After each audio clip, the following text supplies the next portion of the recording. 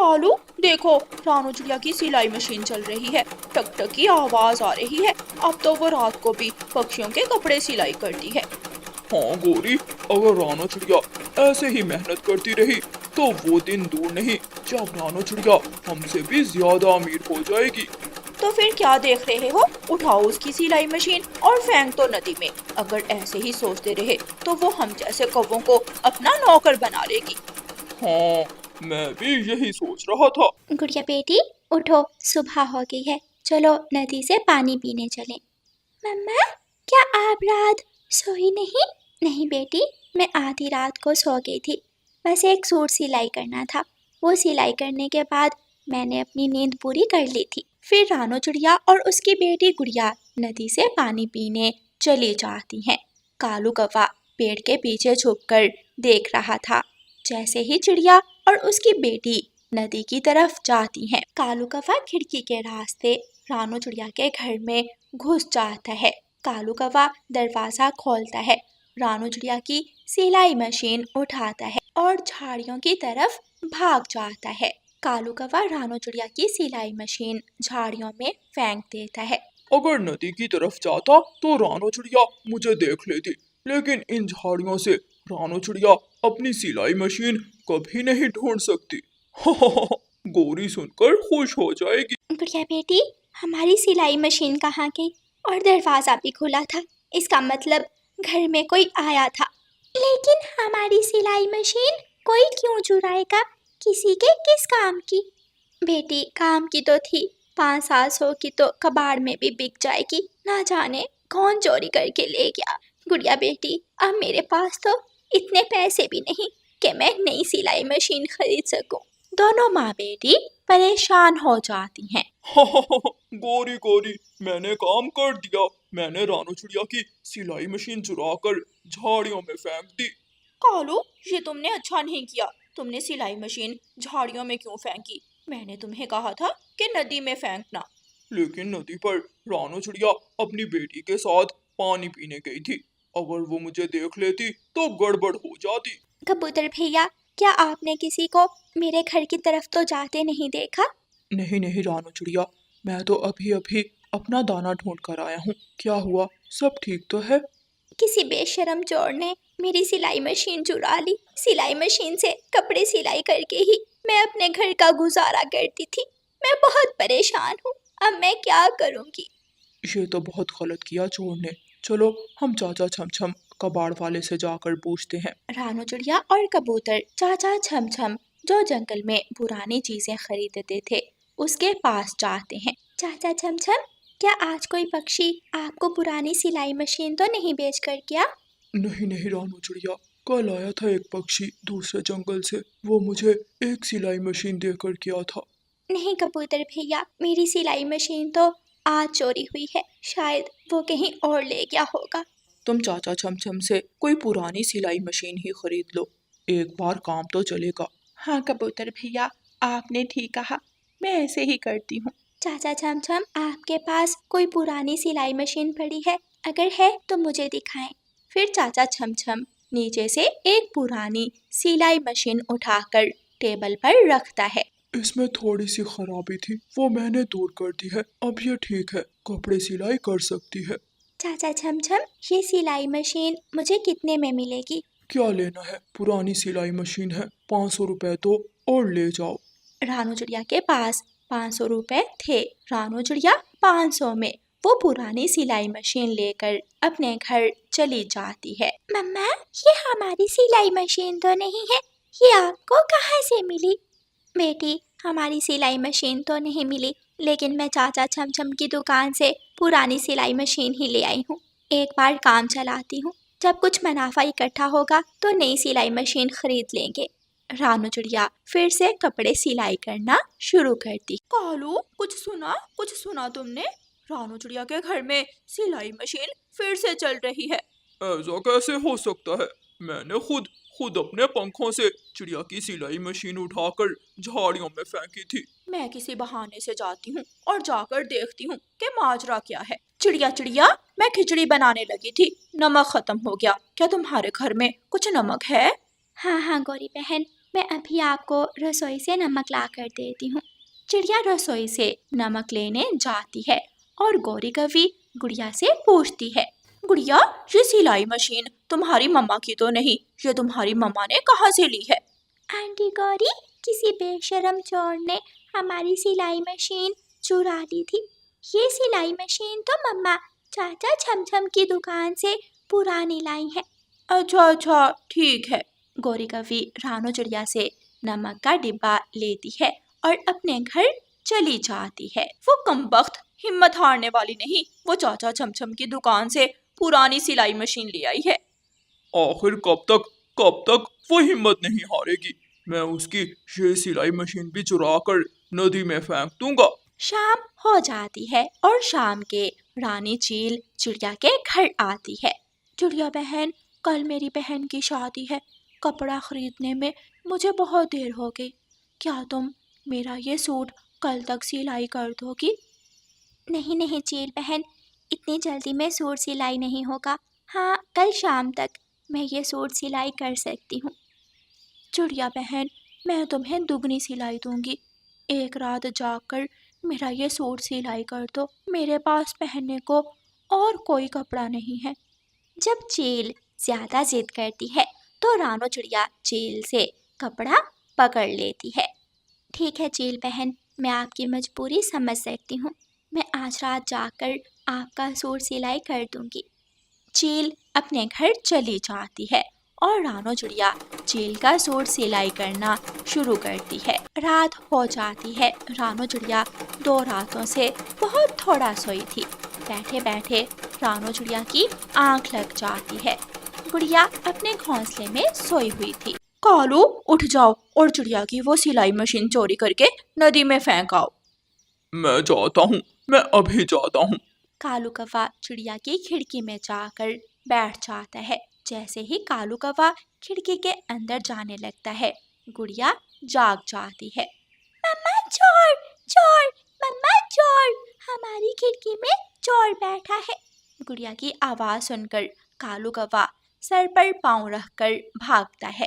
रानो चिड़िया थोड़ी दूर तक कालू कौवे का पीछा करती है और फिर थक कर घर वापस लौट आती है। ना जाने कौन हमारे पीछे लग गया है। गुड़िया बेटी, मुझे पूरा विश्वास है ये चोर आज भी हमारी सिलाई मशीन चुराने ही आया होगा। मम्मा, क्या चील आंटी का सूट सिलाई हो गया? नहीं बेटी, कहाँ, अभी थोड़ा काम रहता है। मैं कल सुबह सुबह उठकर कर लूँगी। अच्छी भली आँख लगी थी, चोर के बच्चे ने सारी नींद ही खराब कर दी। रानो चिड़िया और गुड़िया फिर से सो जाती हैं।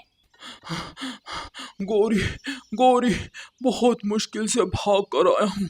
मैं जैसे ही रानो चिड़िया के घर में जाने लगा तो उसकी बेटी गुड़िया उठकर बैठ गई और शोर मचाने लगी, चोर चोर चोर। वो तो अच्छा हुआ मैं भाग गया, वरना जंगल के पक्षी इकट्ठे होकर मुझे पकड़ लेते और बहुत पीटते। चलो कोई बात नहीं, आज नहीं तो कल हम कल चिड़िया की सिलाई मशीन चुरा लेंगे।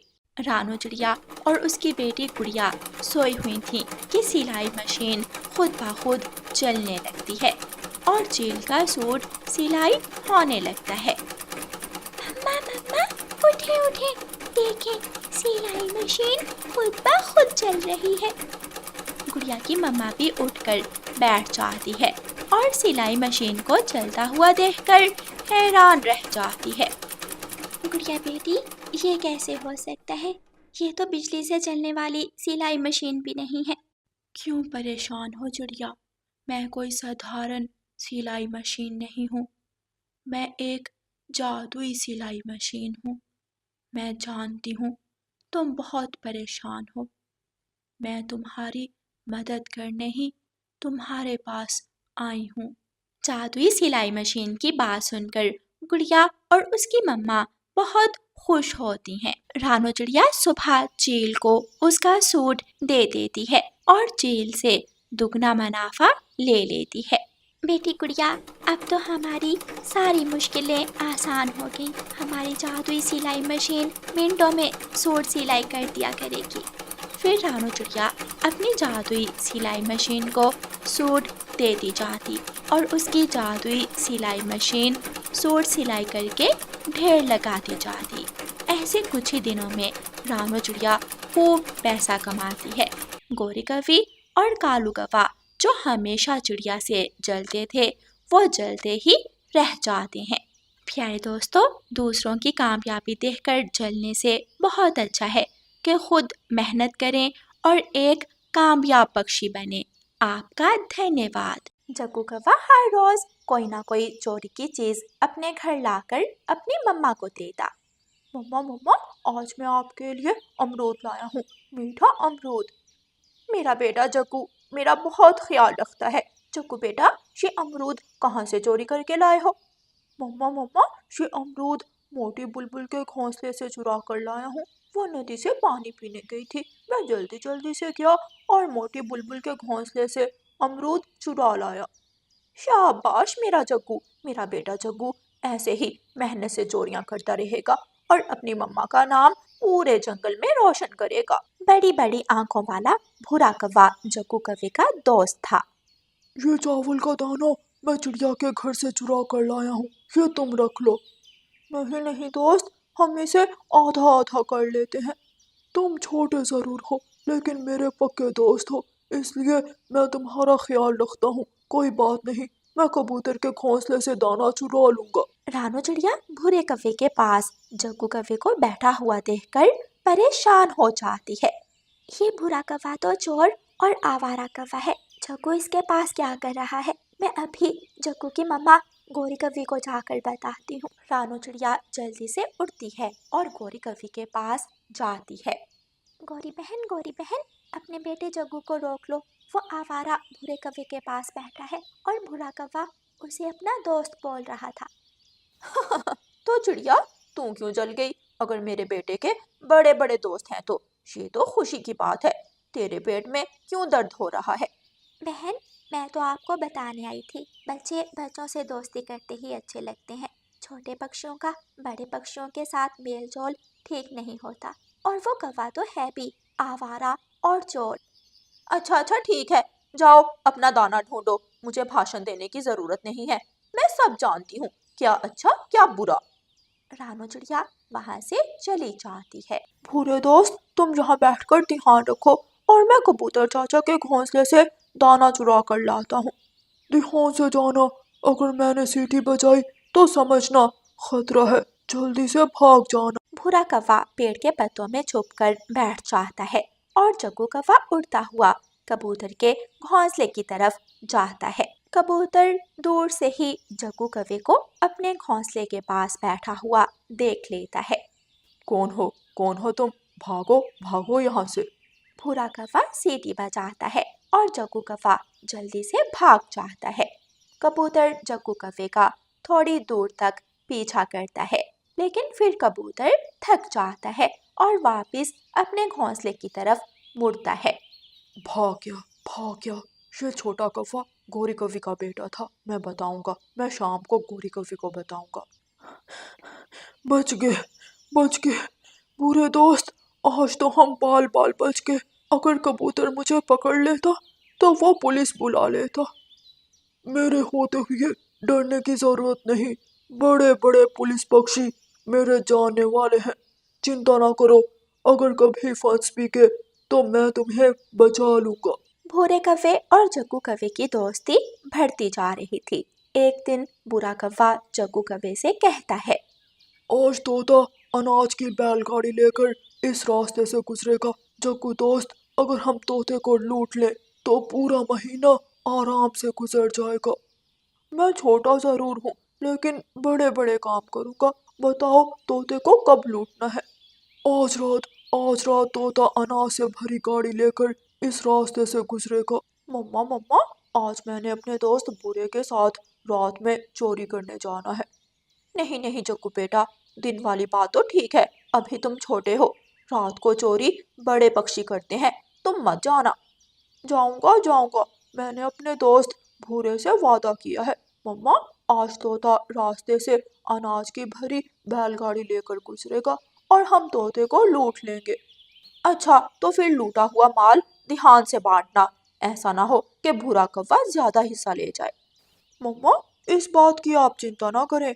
अच्छा मम्मा, मुझे नींद आ रही है, मैं थोड़ी देर सो जाता हूँ। मम्मा, जैसे ही रात के 12 बजे आप मुझे जगा देना। हाँ ठीक है, मेरा बेटा थोड़ी देर सो जाए, मैं जगा दूंगी अपने शेर जग्गू को। जग्गू कौवा घोंसले में लेटकर सो जाता है और गौरी कवि बैठकर घड़ी की तरफ देखने लगती है। 12 बजने वाले हैं, तोता आने ही वाला होगा।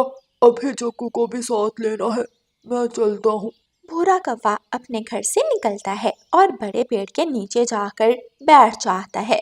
जैसे ही घड़ी 12 बजे की टन टन बजाती है, गौरी कवि जल्दी से जग्गू को जगा देती है। जग्गू, जग्गू बेटा, मेरे जग्गू बेटा, उठो उठो, बेटा काम पर जाने का समय हो गया है। जग्गू जल्दी से उठकर बैठ जाता है। मम्मा, एक गिलास पानी देना। एक गिलास क्या, मैं अपने शेर जग्गू को पूरा मटका ही पिला दूंगी। ले ले मेरा बेटा, पानी पी ले। जग्गू कौवा पानी पीता है और जाने की तैयारी करता है। बेटा जग्गू, ध्यान से जाना, और बेटा एक बात याद रखना, आपके पिताजी जब चोरी करते पकड़े जाते थे तो वहां से भाग जाते थे। मम्मा, मुझे सब पता है, भूरे चाचा ने मुझे सब सिखाया हुआ है। जग्गू कौवा अपने घर से निकलता है और बड़े पेड़ के नीचे भूरे कौवे के पास चला जाता है। चल भाई जग्गू, तोता आने वाला है, जल्दी से जाकर रास्ते में बैठ जाते हैं। जग्गू कौवा और भूरा कौवा उड़ते हैं। भूरे भूरे दोस्त, हम वो टूटा हुआ पेड़ लाकर रास्ते में रख देते हैं। जैसे ही तोता यहाँ पहुँचेगा, वो बैलगाड़ी खड़ी करके पेड़ उठाने जाएगा और हम उसे लूट लेंगे। हाँ हाँ, ये उपाय ठीक है, हम ऐसे ही करते हैं। फिर भूरा कौवा और जग्गू कौवा एक टूटा हुआ पेड़ उठाकर रास्ते में रख देते हैं और झाड़ियों के पीछे छुपकर बैठ जाते हैं। मुझे इस जंगल में सावधान रहना होगा। सुना है इस जंगल में चोर पक्षी रहते हैं जो राह जाते पक्षियों को लूट लेते हैं। तोता दूर तक देख रहा था। वो अपनी पूरी आंखें खोलकर इधर उधर देख रहा था। चल चल मेरे बैल, चल चल मेरे बैल, बस आज कुछ ज्यादा काम है। कल मैं सारा दिन तुझे खेत में छोड़ दूंगा। जी भर के लंबी घास खाना, सब्जियां खाना, चाहे फल खाना, मैं तुम्हें नहीं रोकूंगा। तोता खुद को कभी भी अकेला ना समझता। वो राह जाता, अपने बैल से बातें करता जाता। ये पेड़ कहाँ से आ गया? जाते हुए रास्ता तो साफ था, जरूर कोई गड़बड़ है। तोता बहुत चालाक था। वो बैलगाड़ी से नहीं उतरता, बल्कि थोड़ी दूर ही अपनी बैलगाड़ी खड़ी कर लेता है। कौन है? झाड़ियों में कौन है? बाहर आ जाओ, मैंने तुम्हें देख लिया है। जग्गू कौवा और भूरा कौवा झाड़ियों से निकलकर बाहर आ जाते हैं। अगर तूने देख ही लिया है तोते, तो तैयार हो जाओ, तू लुटने वाला है। अब तेरा ये अनाज हम लूट कर ले जाएंगे। खबरदार, अगर मेरे पास आने की कोशिश की तो जान से जाओगे। मैंने मेहनत से ये अनाज कमाया है और मैं अपनी मेहनत की कमाई किसी सूरत तुम्हें नहीं दूंगा। ये तोता तो कुछ ज्यादा ही बातें कर रहा है, चलो इसे लूट लेते हैं। जैसे ही भूरा कौवा और जग्गू कौवा तोते की तरफ बढ़ते हैं, तोता अपने झोले से पत्थर निकालकर उन पर बरसाने लगता है। एक पत्थर सीधा जग्गू कौवे के सर पर लगता है और जग्गू कौवा वहीं गिर जाता है। भूरा कौवा भागकर अपनी जान बचा लेता है। माफ करना छोटे कौवे, मैं लूटना नहीं चाहता था। क्या करता, अगर तुम्हें छोड़ देता तो तुम मुझे लूट लेते। तोता बैलगाड़ी से उतरता है, रास्ते से पेड़ उठाकर दूसरी तरफ करता है और आराम से अपनी बैलगाड़ी लेकर वहां से गुजर जाता है। सुबह हो जाती है। जब सुबह तक जग्गू कौवा लौटकर घर नहीं आता तो गौरी कवि परेशान हो जाती है। मेरा जग्गू अभी तक नहीं आया। उसने तो कहा था कि वो 1 घंटे में लौट आएगा। लगता है कुछ गड़बड़ है। हाय मेरा जग्गू कहाँ चला गया? मैं कहाँ से ढूंढूं अपने बेटे जग्गू को? गौरी कवि पागलों की तरह रोती हुई अपने घर से निकलती है। थोड़ी दूर रास्ते में सभी पक्षी एक जगह इकट्ठे थे। मैंने गौरी को कितनी बार मना किया था कि अपने मासूम बेटे को आवारा पक्षियों के साथ जाने से मना करो, लेकिन गौरी ने मेरी एक ना सुनी। चिड़िया, जब जग्गू ने मेरे घोंसले से दाना चुराने की कोशिश की तो मैंने गौरी को बताया और गौरी मुझे ही डांटने लगी।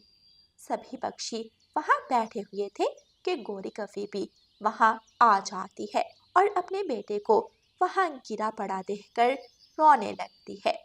मैं लुट गई, मैं बर्बाद हो गई। मेरा बेटा जग्गू अभी छोटा था, मुझे छोड़कर चला गया। चिड़िया कबूतर, ये क्या हुआ? बुलबुल, मेरे बेटे को किसने मार दिया? सब खामोश थे, वो क्या बोलते, क्योंकि ये सब तो गौरी की अपनी ही वजह से हुआ था। गौरी बहन, यह समय लौट कर नहीं आता, लेकिन अगर कल आपने अपने बेटे की अच्छी प्रशिक्षा की होती तो आज ये दिन देखने को ना मिलता।